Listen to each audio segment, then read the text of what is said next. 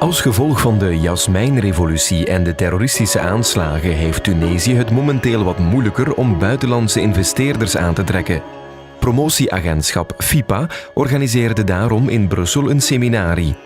Het zette de troeven van Tunesië als investeringslocatie in de verf.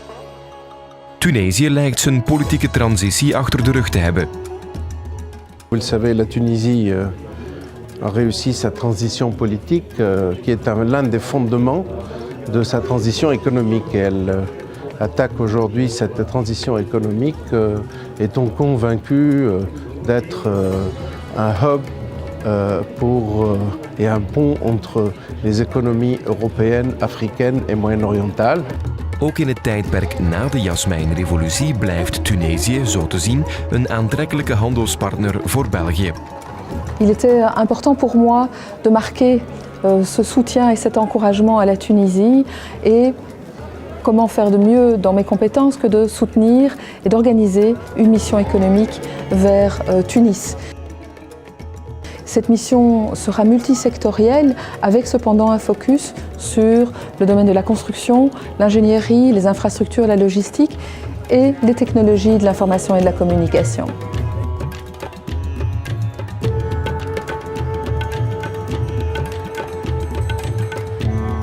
Is de economische hervorming thans de belangrijkste werf?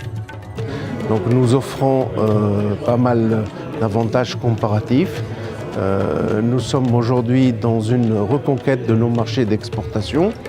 La Tunisie se réforme essentiellement, donc un certain nombre de réformes ont été menées, des réformes qui ont concerné le secteur bancaire, le secteur financier, la fiscalité, la douane, un plan de développement économique et social donc, qui est le support d'une vision à l'horizon 2020 a été conçu, va être mis en place dans les prochaines années.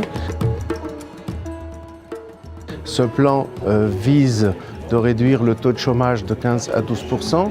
Ce plan offre des opportunités d'investissement pour les investissements publics ou des investissements du secteur privé d'à peu près 60 milliards d'euros sur les 5 prochaines années. La Tunisie rénove son code des investissements. L'ancien code d'incitation des investissements va être complètement repris et d'ici la fin du mois de juin, un nouveau code paraîtra qui va réellement tracer les balises et les incitations qui sont offertes au niveau des investisseurs aussi bien tunisiens qu'étrangers. Mais la Tunisie continue également son ouverture.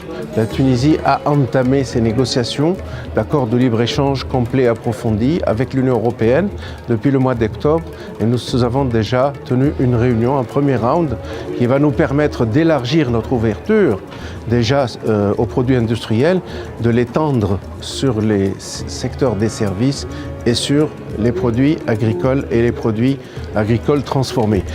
Is de ligging van Tunesië in de Euromed-zone een bijkomende troef? L'économie tunisienne s'est bien positionnée dans la zone Euromed. Nous pensons que la Tunisie est une excellente plateforme pour les investissements directs étrangers européens, donc aussi bien en termes de coproduction que de colocalisation, que d'être une plateforme d'opportunités pour partir à la conquête des marchés africains ou des marchés arabes.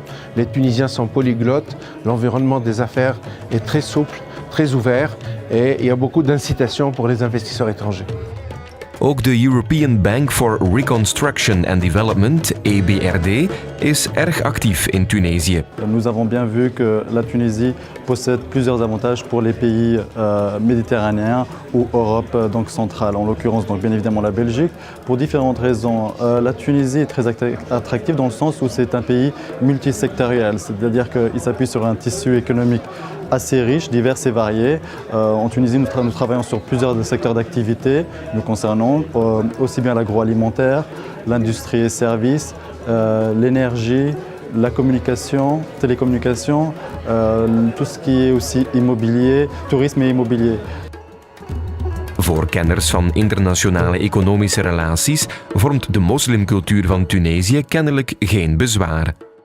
Tunisie a toujours été d'abord un partenaire ami avec lequel nous avons entretenu de bonnes relations, aussi bien dans l'ancien régime que dans le régime post-révolutionnaire. Et comme tout le monde, nous avons attendu effectivement les nouvelles structurations après la Révolution.